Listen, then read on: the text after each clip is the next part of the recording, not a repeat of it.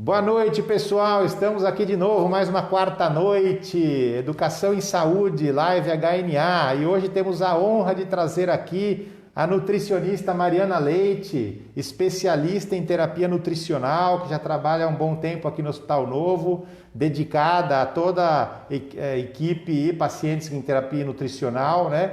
Fazer todo esse suporte, avaliação e prescrição e orientação de toda a dieta dos nossos pacientes internados aqui no hospital, né?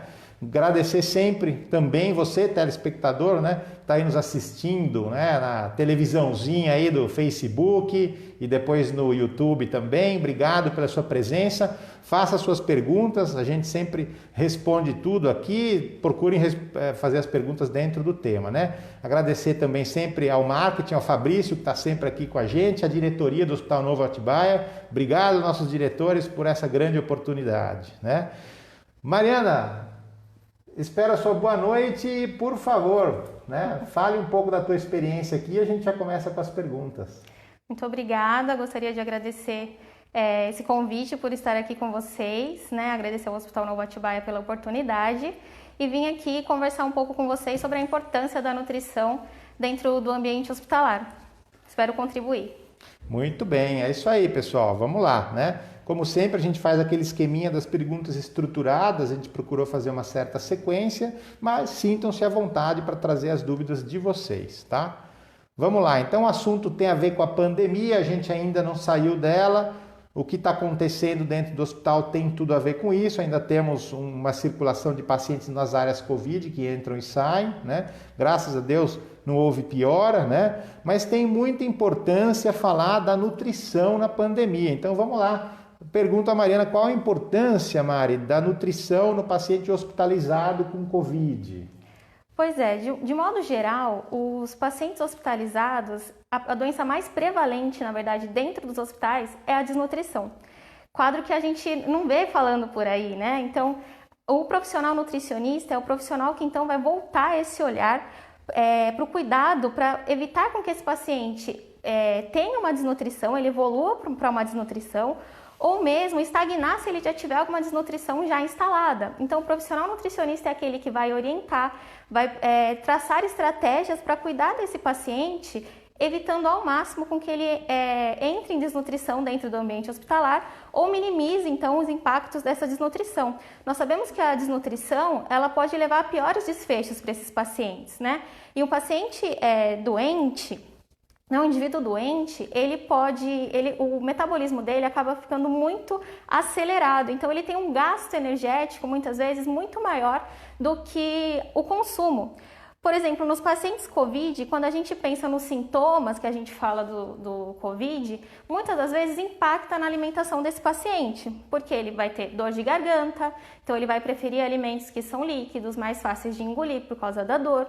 Ele vai ter perda de olfato e paladar, da qual, se você não sente o gosto ou não sente o cheiro da comida, você não tem vontade de comer, você não consegue comer bem da forma como você comeria normalmente. Vômitos e diarreia. Então, quando a gente tem algum desses sintomas, automaticamente já impacta na nossa ingesta alimentar, consequentemente, com o passar do tempo, com o passar dos dias, isso pode levar a uma falência nutricional. Então, o profissional nutricionista, ele tem essa missão dentro do hospital de tentar driblar esses sintomas e auxiliar para melhorar no impacto da desnutrição. É interessante porque a nutrição tem que ver o lado técnico das necessidades, mas o lado lúdico, né? Exatamente. E o lado da vontade, o lado emocional. Então é complexo, né? Essa atuação, né, da nutrição. Mário, o que é EMTN? Pois a gente é. tanto fala, né, essa sigla. Não, a equipe de EMTN já vai te avaliar. O quê? Que é isso, exatamente. Quando eu falo, olha, eu sou Mariana, sou nutricionista da MTN, as pessoas me olham com cara de interrogação. E então, MTN é a sigla para Equipe Multiprofissional de Terapia Nutricional.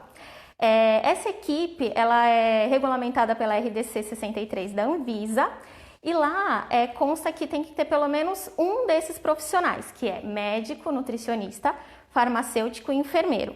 Pode ter outros profissionais também atuantes dentro dessa área. Aqui no hospital nós temos fora desses que eu comentei, nós temos as fisioterapeutas que também participam com a gente, porque nós priorizamos muito a massa muscular do nosso paciente. Então, a recuperação dessa massa muscular para que não impacte na alta desse paciente.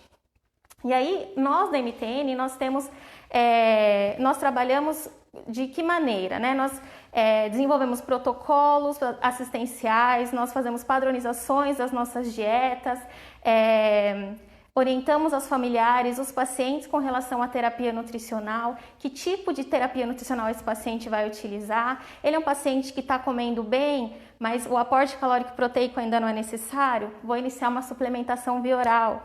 Esse paciente ele está entubado, crítico numa UTI, mas tem o tubo digestivo, eu posso utilizar o tubo digestivo desse paciente, ele está íntegro. Vamos passar uma sonda nasogástrica ou nasoenteral e nutrir esse paciente. Ou então, o paciente muitas vezes evolui para um quadro de abdômen agudo ou um pós-operatório.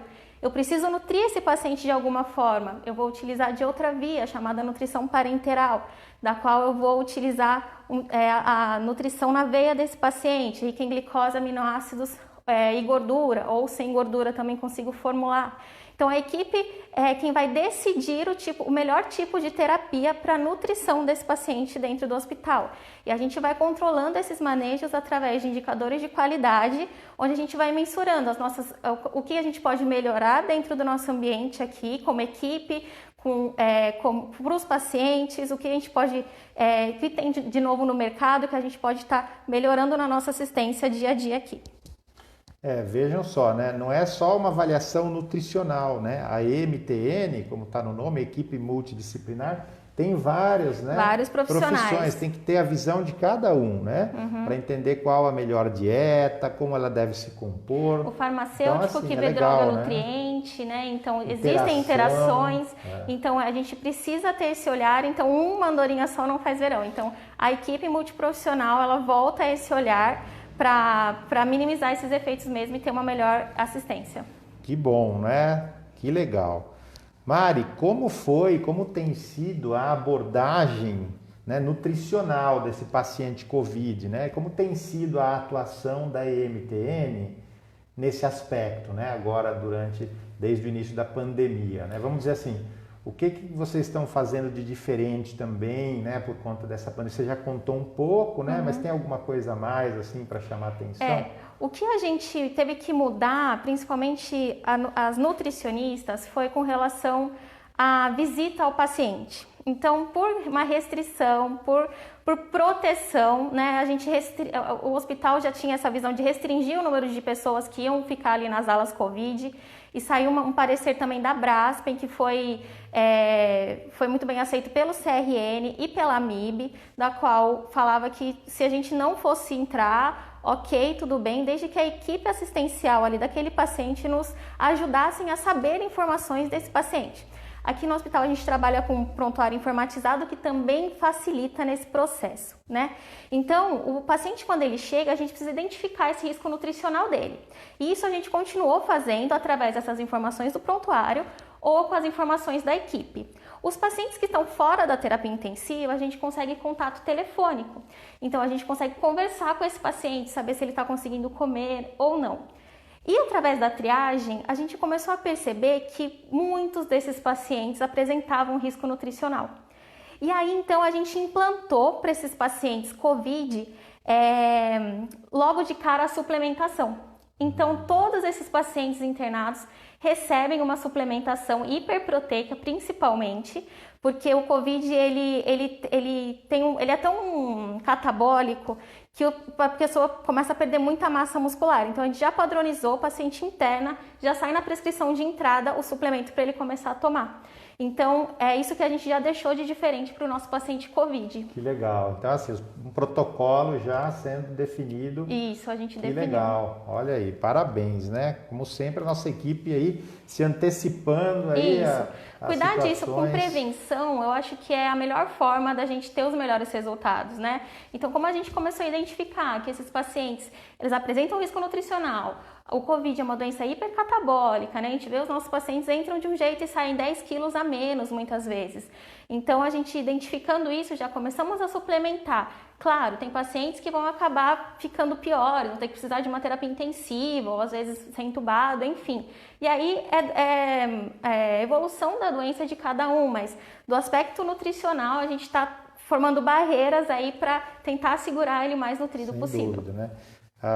O fato do paciente com Covid, né, desenvolver uma dificuldade respiratória consome muita musculatura do tórax, né? Exatamente. Do diafragma, que é a membrana muscular entre o tórax e o abdômen, que passa a respirar rapidamente, isso vai consumindo, cansa, né? E os músculos de todo o corpo também passam a queimar energia, queimar proteína para transformar em energia. Exatamente. Né? E aí tem a sarcopenia, né? Que os músculos vão diminuindo. Exatamente. E aí o paciente está acamado, é outro problema também, o músculo também não é estimulado. Atrofia, a equipe de físio trabalha, olha aí, mas todo mundo junto para o paciente ficar bem. Exatamente. E assim, isso é muito legal. Os estudos agora todos têm sido voltados para essa área da síndrome respiratória aguda e tudo mais. E os estudos vêm mostrando que os pacientes com insuficiência respiratória aguda têm 25% mais chances de desenvolver desnutrição. Uhum. Então, assim, nós já estamos atuando para tentar minimizar esses efeitos da desnutrição. Que legal. Muito bom. Olha, tem duas perguntas aqui de pessoas que a gente não conhece. Dr. Walter Girardelli. Walter Girardelli, obrigado, famoso. Dr. Walter. Né? Grande abraço aí, viu? Grande abraço, Dr. Walter. E pergunta, Dr. Walter, se o ideal na Covid é uma dieta hiperproteica? Isso, o ideal na Covid é uma dieta hiperproteica. O nosso protocolo aqui já é de trabalhar com uma dieta mais hiperproteica. E para isso, porque cuidar dos manejos no Covid nutricionais é muito difícil, a gente lida com muitas barreiras que às vezes a gente não consegue evoluir com essa terapia nutricional. Então a gente acaba utilizando módulos de whey protein para esses pacientes, que é de fácil esvaziamento gástrico, é um bom aminoácido e a gente acaba utilizando sim. A recomendação é de chegar até 2 gramas de proteína por quilo.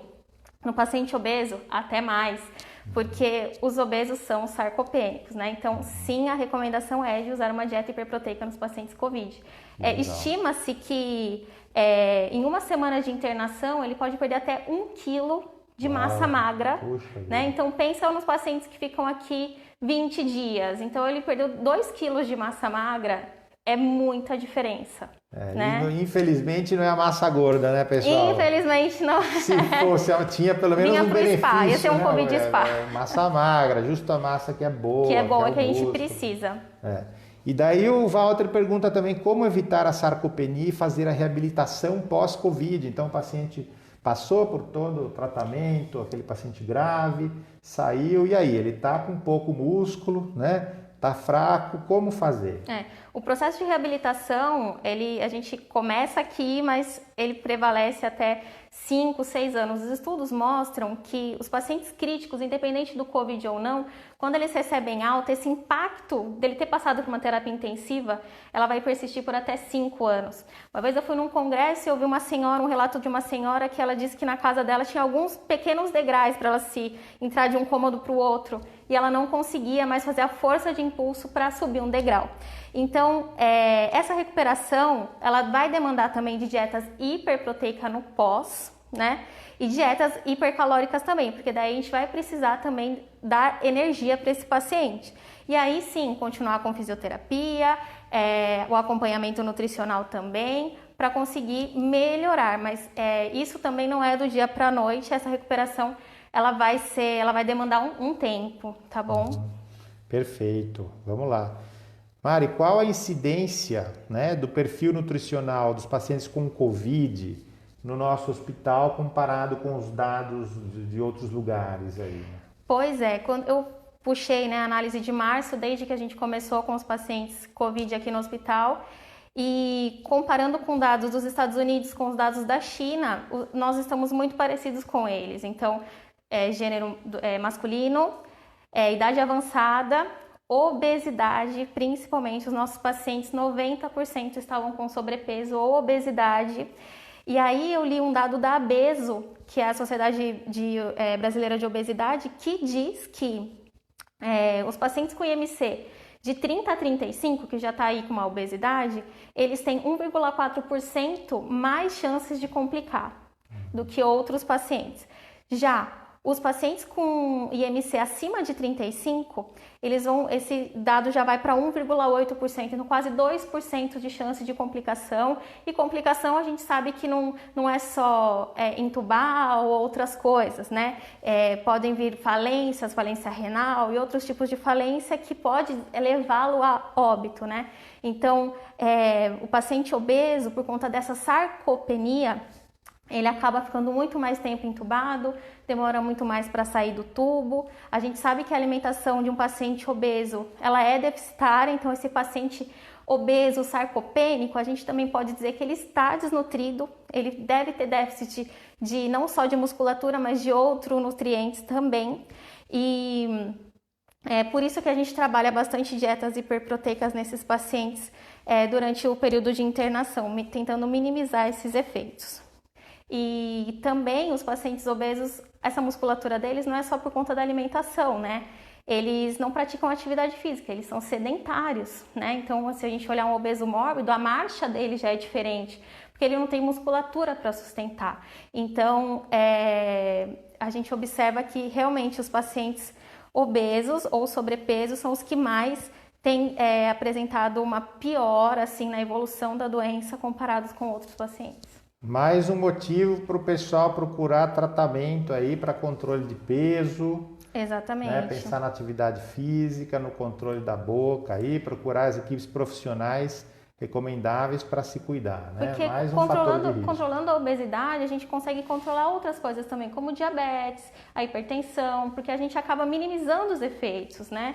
Então, alimentar-se bem é uma cascata de outras coisas que a gente vai melhorando. Melhora a saúde intestinal, a absorção de outros micronutrientes.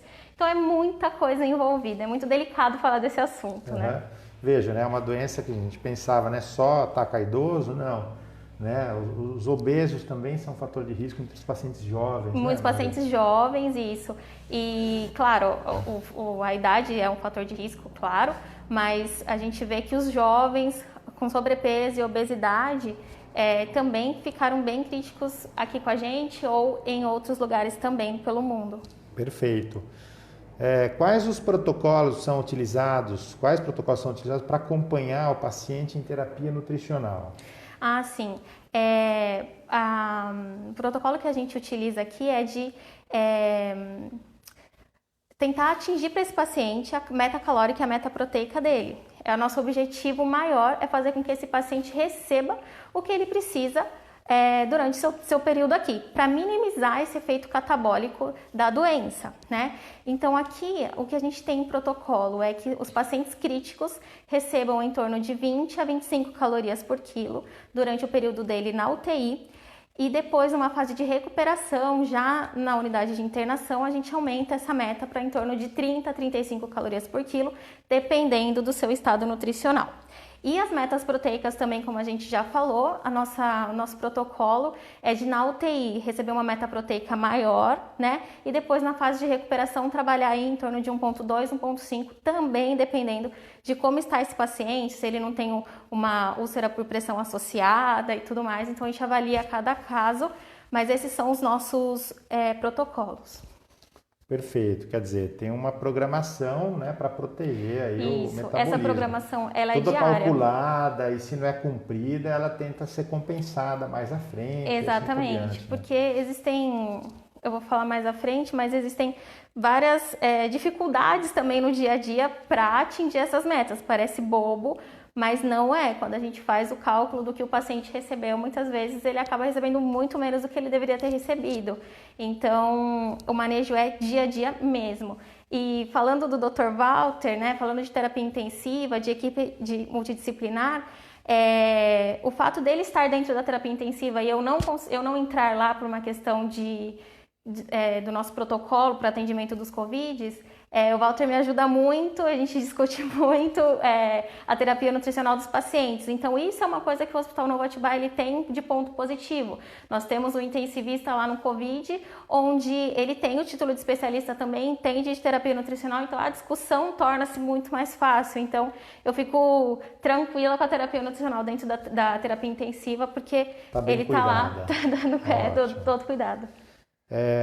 Marcela Martins, da nossa equipe de físio, lá pergunta o que os pacientes em recuperação em casa podem utilizar na alimentação para ajudar, né? A recuperação do Covid, a gente pressupõe, recuperação, né? do Covid, né?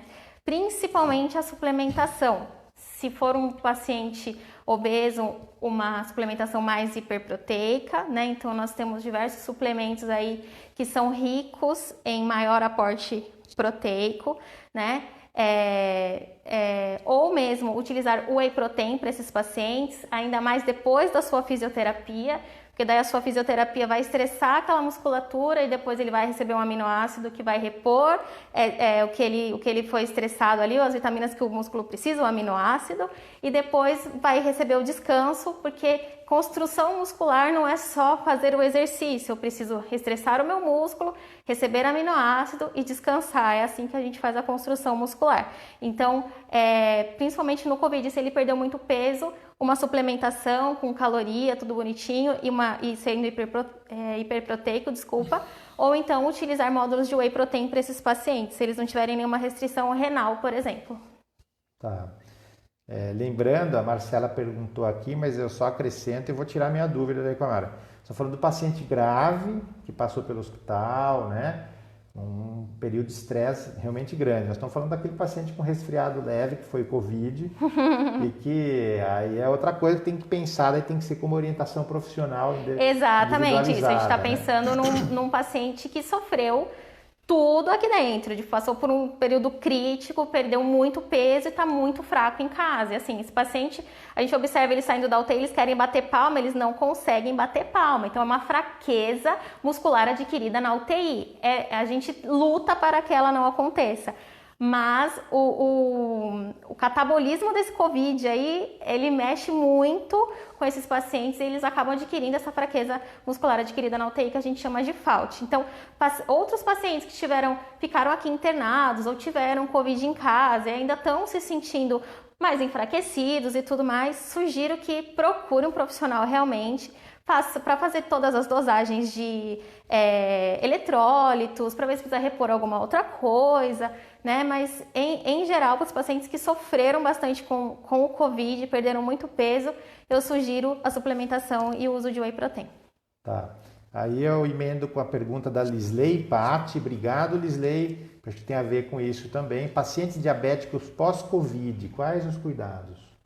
Pacientes diabéticos pós-Covid. Pois pacientes diabéticos, principalmente melhorar a alimentação, né? Cuidar da saúde intestinal, melhorar a alimentação e também pode suplementar, tá bom? Talvez tem que ver aí se é um paciente diabético obeso ou só diabético 1, tipo 2, que tem que saber, né? Mas sim, aumentar a ingesta de proteínas, fazer exercício físico, nem que comece com uma caminhada leve. Eu escuto que muitas pessoas que passaram pelo Covid, uma leve caminhada já cansa muito, que esse cansaço parece que ele é mais persistente. Então, assim, não cansar muito, né? Mas, assim, andar uma volta no quarteirão se conseguir, ir de volta, né? Então, para melhorar essa musculatura, porque só suplementar também, sem fazer o exercício físico, para tentar recuperar um pouquinho essa musculatura, não vai adiantar, né? Então, é pouco efetivo, na verdade. Então, os cuidados alimentar-se bem, ingerir muito líquido, tá bom? E não sei se for o caso de obesidade, sobrepeso, tentar minimizar com atividade física. Perfeito. Quais os desafios da terapia nutricional no paciente crítico, Mariana? Pois os pacientes críticos, nosso maior desafio é iniciar a terapia nutricional. Então, nossa meta aí é tentar iniciar a terapia nutricional em 24 a 48 horas, se ele estiver estável hemodinamicamente. Então, esse é o nosso primeiro desafio, iniciar a terapia nutricional. e ir progredindo ela de acordo com a tolerância. Então, o paciente crítico, ele acaba tomando muitas drogas, essas drogas dificultam o esvaziamento gástrico, essas drogas deixam ele hiperperfundido, então muitas das vezes ele não tolera a terapia nutricional. Então, os primeiros 3 dias de terapia são meio decisivos assim para a gente progredir essa terapia nutricional e ver se ele está indo bem com a aceitação. Outro desafio, então, são os sintomas gastrointestinais. Os estudos apontam que pelo menos 62% dos pacientes críticos apresentam um sintoma gastrointestinal por dia. Então, Mari, quais são esses sintomas? Constipação, diarreia, refluxo, vômitos, distensão abdominal. Então, tudo isso impacta no manejo da terapia nutricional dia a dia. Então, imagina, 62% apresenta um sintoma. Se cada sintoma a gente já for pausar a dieta ou então suspender a dieta, a gente não consegue progredir. Então, é sempre avaliado, vamos manter a dieta, vamos pausar por 1 hora, vamos drenar essa sonda por tanto tempo, vamos voltar a dieta num volume mínimo. Então, a gente vai tentando fazer os manejos para amenizar isso. Outra coisa tem que individualizar, né? No tem que individualizar. Não tem um padrão carimbo. Cada caso é um caso, tem que ser visto dia a dia. Dia a dia, exatamente. Não tem receita de bolo. Outra coisa que também impacta muito, principalmente nos pacientes críticos com Covid, é a hiperglicemia. Por mais que às vezes eles não tenham já a comorbidade do diabetes, né, crônico, eles acabam utilizando muito corticoide como tentativa de melhora para tirar eles do tubo ou sair do oxigênio e tudo mais. O uso do corticoide dentro da terapia intensiva faz com que essa variabilidade glicêmica aumente. Então, a terapia nutricional, mesmo utilizando dieta específica para controle glicêmico, a gente não consegue melhorar a curva glicêmica desse paciente, mesmo utilizando bomba de insulina, enfim. Então, muitas das vezes a gente acaba diminuindo um pouco o aporte calórico dessa dieta, aumenta no suporte de whey protein para dar mais proteína para esse paciente, mas mesmo assim, às vezes, a gente acaba dando uma dieta um pouquinho menos calórica para aquele paciente para tentar driblar a hiperglicemia. Sim, tem que sempre equilibrar ali tudo. Tem que equilibrar, exatamente. Qual a diferença entre dieta enteral e a parenteral, que a gente já está falando aqui, mas acho que é bom falar o conceito, às vezes tem alguma pessoa que possa não entender. Então, a gente sempre vai pensar que via escolher o que pensando no tubo digestivo. Então, a dieta enteral é quando a gente ainda consegue utilizar o tubo digestivo daquele paciente. Como assim, Mariana? Então, o paciente disfágico, ele não consegue engolir, mas o tubo digestivo dele é íntegro, ele só não consegue engolir porque ele broncoaspira. Ah, legal. Então, esse paciente ele pode se beneficiar com uma sonda enteral ou um paciente entubado, COVID entubado. Então, ele vai se beneficiar de uma sonda enteral. Eu não posso deixar esse paciente na terapia intensiva sem nutri-lo, né? Então, se o tubo digestivo desse paciente estiver funcionante, a gente usa a via enteral. O posicionamento da sonda pode ser gástrico ou pode ser entérico. Então, ele desce um pouquinho mais do estômago, tá bom? Fica lá na porção do intestino. E a parenteral, a gente vai escolher essa via quando a gente não puder utilizar o trato gastrointestinal.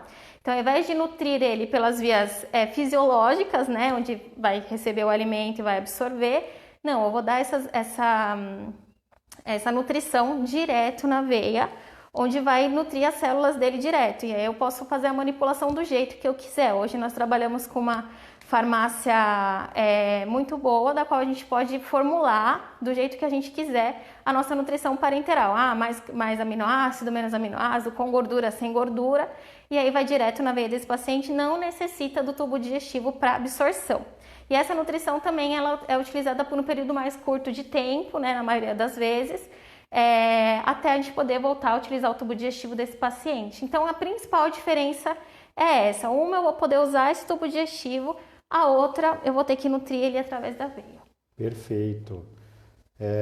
A gente já comentou um pouco aqui, né, sobre a recuperação pós-Covid, pós-adoecimento, ou seja, pós-alta, né? Mas, em média, assim, quanto demora para um paciente recuperar o estado nutricional, sendo realimentado adequadamente? Pois é, isso é muito difícil de responder porque é muito subjetivo, né? Cada paciente vai ter uma resposta de uma maneira. Então, assim, o que a gente fala para o paciente internado, principalmente, que chega aqui desnutrido e a gente precisa nutrir, a gente pede pelo menos uma semana de terapia nutricional para a gente observar a melhora. Teve uma paciente que internou com a gente com quadro de diarreia intenso, né? Ela tinha feito uma cirurgia recente, internou por uma diarreia intensa, depois ela confirmou Covid e ela estava muito fraca, ela não conseguia nem comer via oral, porque por conta da diarreia, então ela associava o cheiro, enfim, ela não comia bem e a gente então utilizou uma sonda interal para ela conseguir comer e nutri-la.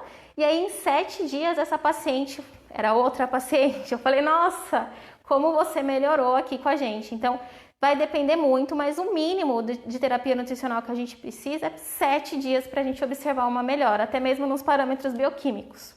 Perfeito. E, por exemplo, esses pacientes que porventura têm uma melhora clínica, mas não conseguem voltar a comer, por exemplo, se for um idoso, e aí vai precisar, por exemplo, já está em condições de alta, mas ainda está com a sondinha porque ainda não voltou a engolir, né? Então, caso o paciente precise continuar o uso da dieta interal em casa, como tem sido feito? Isso, aí nós definimos então em equipe, né, a parte clínica que está cuidando desse paciente, nós da terapia nutricional, pronto, vai embora. Vamos definir então a alta desse paciente. Então começa sempre antes do dia da alta, ainda existe um planejamento. Então o paciente que vai embora com vai embora com terapia nutricional, a equipe de MTN, ela orienta a família desse paciente ou o cuidador desse paciente sobre o manejo, os cuidados com essa sonda em casa, seja ela aqui no nariz, né, então a sonda nasointeral, ou então a sonda de gastrostomia, que é posicionada no estômago. Mais dificilmente existe também a jejunostomia, que a gente usa ela de menos do que a gastrostomia. E aí a gente tem uma equipe de enfermeiras onde elas vão e orientam todo o cuidado para o manejo disso em casa. Então, como que eu posso administrar as medicações, como que eu faço a lavagem, eu posso jogar água aqui, eu posso lavar com sabão. Então, elas orientam todas essas dúvidas que a família tem ou os cuidadores têm e eu oriento, então, onde ele vai adquirir essa dieta, oriento invase, oriento que tipo de dieta ele vai tomar, oriento a hidratação desse paciente, o quanto de água ele tem que tomar por dia. Então, nós entregamos uma cartilha para esses pacientes, para essa família também, onde todas as nossas orientações são descritas lá dentro dessa cartilha. Então, a gente tem um feedback muito interessante desses pacientes que vão embora, porque a MTN consegue minimizar esse impacto da alta de ir embora com um dispositivo novo. Então, as pessoas acabam gostando bastante do nosso trabalho e da nossa orientação, porque a gente, antes de receber a alta, já começa a trabalhar esse familiar ou esse cuidador para casa. Quer dizer, não precisa ter medo, pessoal. É muito comum. É muito comum. Em hospitais do porte como o nosso, o paciente, porventura, tem que ir para casa com ainda um pouco mais de dieta pela sondinha, né? Não justifica ficar internado só por causa da sondinha. Dá para fazer em casa com segurança, respeitando todo o passo a passo que a Mariana e a equipe orientam, né? Sim. É bastante seguro, né? Em relação, você falou um pouco aí da gastrostomia, da jejum e da nasointeral. Quais são as diferenças principais aí, Maria? Então, a sonda nasointeral, ela tem um período a ser utilizada, né? Então, a sonda nasointeral, ela é presa aqui no nariz com uma fitinha. Então, ao longo do tempo, essa fitinha pode causar lesões. Utilizar a sonda por muito tempo pode causar sinusite, pode machucar. Então, não é legal, né? Então, se é um paciente que ele... entope mais, né, Mari? Entope mais, ela é mais né? fininha, exatamente. Então, é mais difícil mexer com ela. O risco dela sair também é maior, porque ela só fica presinha na ponta do nariz. Ela não, lá dentro, ela fica solta. Então, para paciente, às vezes, espirra, a sonda sai se ela não estiver bem fixada, né? Então, então, ela tem um período, em torno de 4 a 6 semanas. Se é um paciente idoso, com demência, disfagia... E assim, esse paciente já tentou de todas as formas trabalhar com a fono, né? Consistências, espessante, tudo isso. E assim, a equipe médica e a MTN chegaram num consenso de que a via oral para esse paciente não vai ser uma via que ele vai estar conseguindo se nutrir, então a gente acaba utilizando, acaba discutindo para sair da sonda enteral e indo para uma gastrostomia. Então, a gastrostomia ela é uma sonda mais calibrosa, a gente consegue melhor o manejo dela em casa, o risco dela sair é menor, ela é mais segura, tem um calibre maior também para fazer as medicações e passar a dieta, né? E a jejunostomia a gente vai utilizar em casos onde o paciente é gastrectomizado, por exemplo, ou em condições de que eu não possa utilizar nem a via enteral, nem a via da gastrostomia, então ele vai utilizar uma jejunostomia. E quando o paciente vai com jejunostomia, o intestino ele é muito sensível, então eu preciso utilizar uma bomba de infusão para controlar o gotejamento dessa dieta para ele em casa. Diferente do estômago, que é uma bexiguinha, né, onde a gente consegue aí ofertar um volume maior para fazer a absorção. Então, quando o paciente vai com gastrostomia, eu não preciso utilizar a bomba de infusão em casa. Legal. A gente já continua um pouquinho o assunto da enteral, tem mais algumas perguntas, mas vamos dar uma pausinha para responder a Ordália. Obrigado, dona Ordália. Ela pergunta se existe alguma dieta que ajuda na prevenção da Covid. Então, não é que existe dieta que ajude na prevenção, né? A alimentação saudável, ela vai atuar na prevenção não só da Covid, mas de diversas outras doenças, né? Então, mas nossa, a alimentação saudável é cara, não consigo aceitar quando as pessoas falam isso, né? Alimentação saudável é a gente não consumir tanto alimento industrializado, é a gente evitar corante, é a gente evitar açúcar. Então, alimentar-se de maneira saudável, hoje em dia existe muito terrorismo nutricional e muitas das vezes não é isso. A gente não precisa fazer nada mirabolante, a gente precisa sim acompanhar com o médico ou com o nutricionista os nossos exames bioquímicos, para ver se a gente precisa repor algum nutriente que esteja faltando, alguma coisa, alguma vitamina. E nutrir-se bem significa comer bem, comer alimentos saudáveis, alimentos que a gente vai na feira e consegue adquirir sem ser o pastel.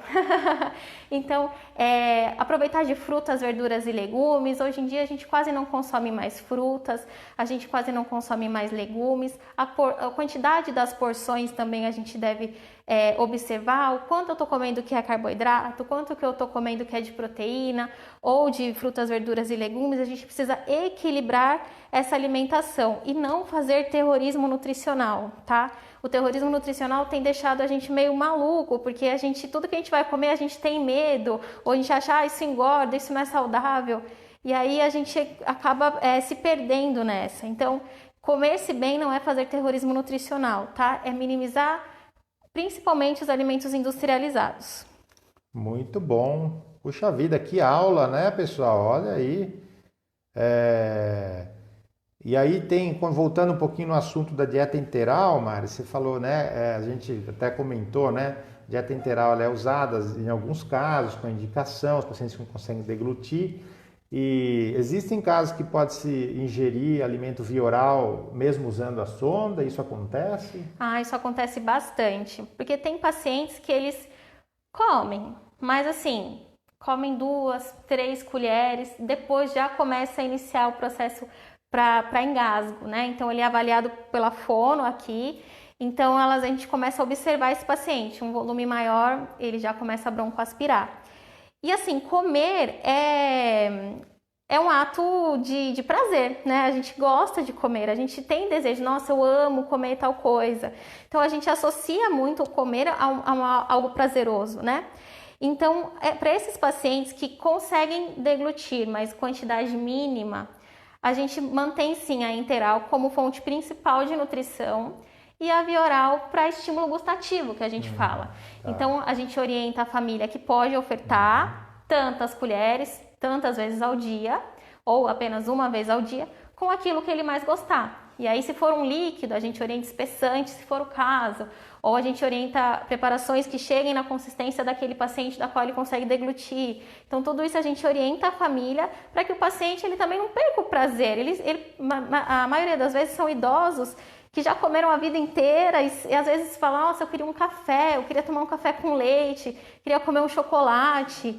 E assim, a gente não quer também que os pacientes sofram, né? A gente quer melhorar o perfil nutricional deles, a gente quer nutrir, só que a gente não quer que eles acabem sofrendo com isso. A gente quer deixar com que eles aproveitem aí o que eles ainda conseguem de deglutição. Excelente. Só assim, acrescentar também nisso que a Mari falou, às vezes a gente conversa sobre esse volume, né? Uhum. É muito importante isso, né, gente? Porque se você for dar um volume grande para um paciente que não está com a capacidade de engolir, ele pode engasgar com aquilo, se sufocar, né? Exatamente. Então, como a Mari falou, tem muitos casos que só pode comer um pouquinho, ou só consegue, Isso. mas tem que complementar a necessidade nutricional com a sonda e acaba demorando um pouco mais aí com a dieta, tanto um pouquinho oral quanto um pouco pela sonda. Isso, né? a gente faz bastante essa dieta gustativa sim. Muito bem. Pode dar medicamentos pela sonda interal? Tem muita interação? Como é que é? Não, geralmente não tem tanta interação. Quando os pacientes saem daqui, como o farmacêutico ele já faz, ele já olha todas as prescrições para ver se tem alguma interação. Alguns só precisam de jejum ou pausar a dieta num período aí porque não pode ser no horário de alimentação. Mas isso é tranquilo de fazer, como se fosse com a alimentação via oral. Um purã, por exemplo, que eu tenho que tomar meia hora antes do café da manhã. Então, eu consigo fazer isso com o paciente de terapia nutricional também. As medicações, a maioria dos medicamentos a gente consegue na forma líquida, então só fazer na seringuinha e fazer na gastrostomia ou na sonda. Ou comprimidos a gente orienta a macerar, colocar um pouquinho de água, macera, aspira na seringa e faz. Então, não temos problema para fazer medicações na sonda. E também facilita para quando é comprimido, tem paciente que não consegue deglutir e aí às vezes não tomava as medicações de maneira adequada. Então, o tratamento dele como um todo não era efetivo, porque ele não tomava as medicações. Perfeito. Então, tem todo esse cuidado. A equipe multidisciplinar avalia, né? A farmácia avalia junto com a dieta se pode, como é que faz, né? Quais as diferenças, você comentou um pouco aqui, da infusão por gravidade ou com bomba de infusão, né? Então, a diferença mesmo é o controle do gotejamento. Então, a bomba de infusão, a gente vai garantir que em tanto tempo, a gente consegue programar em quanto tempo, tanto de volume que eu consigo infundir para esse paciente. Já no gravitacional, é como se fosse um sorinho ali, né? Então, a gente vai controlando as gotinhas pingando. Mas é mais isso. Então, para o intestino, ele não tolera uma osmolaridade muito grande de uma vez. Então, a gente precisa programar em tanto tempo, um tanto de volume, para que ele não tenha diarreia, extensão abdominal, desconforto. Já no gravitacional, como vai para o estômago, a gente pode deixar ali pingando numa frequência também não tão rápida de gotas, né? Então, numa frequência boa, assim, de gotas e deixar com que dure aí mais ou menos uma hora e meia essa terapia e depois não precisa ficar o tempo inteiro tomando a dieta. Então, diferente daqui do hospital que fica na bomba rodando o dia inteiro, em casa a gente faz pausado, como se ele tivesse que tomar um café da manhã, um lanche da manhã, almoço, lanche da tarde e um jantar. Só controlar o gotejamento certinho, Isso. Ficar de olho. Ficar de olho, porque às vezes entra ar no equipo, daí para de pingar. Sempre que a gente orienta, depois chega em casa, o pessoal fala, isso aqui me deixa meio doido. Mas tem que ficar de olho. Não precisa ficar ali grudado toda hora, mas olhando as gotas. Mas toda hora dá uma olhadinha assim, porque às vezes entra ar e a gota não consegue descer. Aí precisa fazer uma técnica para tirar o ar. Mas isso tudo a gente Mari orienta. ensina quando precisa e tudo mais. A dona Marilis Marie pergunta se a síndrome de realimentação em pacientes críticos ocorre com muita frequência. Assim, a gente faz todos os exames bioquímicos antes de iniciar a terapia nutricional, né? Então, se tem alguma carência, a gente já supre, né? Já faz a reposição. Mas, não, aqui não, a gente não tem tanto pacientes que fazem síndrome da realimentação, não. Mesmo porque a progressão da dieta ela é bem lenta, ela demora em torno de 2, 3 dias para a gente atingir o volume desse paciente se ele não apresentou nenhuma intolerância. Então, não, aqui no hospital a gente não tem muitos casos de síndrome da realimentação. Maravilha. Muito bem, estamos chegando ao final. Tivemos aí uma aula, né, de informações super bacanas, quentes, com quem está no olho do furacão aí avaliando todos os pacientes graves nossos, né, na internação, A Mari já participava da equipe, né? E, então, agora acrescentou esse expertise sobre o paciente COVID e como lidar com tudo isso, não é? Agradeço a sua presença, obrigado, viu, por compartilhar com a gente todo o seu conhecimento. Foi de grande proveito para todos. Obrigado aos espectadores por estarem com a gente, viu, Mari? Eu que agradeço. Estou muito feliz, né, pelo convite mais uma vez. Agradeço aí a todas as perguntas, as pessoas que participaram. Alguns eu já conhecia. Muito obrigada, né, por estarem aqui conosco. Obrigada, doutor André, por me deixar à vontade aqui, que estava nervosa. É uma honra recebê-la, viu? E é isso. Espero ter contribuído, ajudado vocês. Estou à disposição. Entre em contato aqui com o hospital se quiserem mais informações. Tá bom. Gente, obrigado pela participação. Semana que vem estamos de volta, hein? Até lá. Tchau.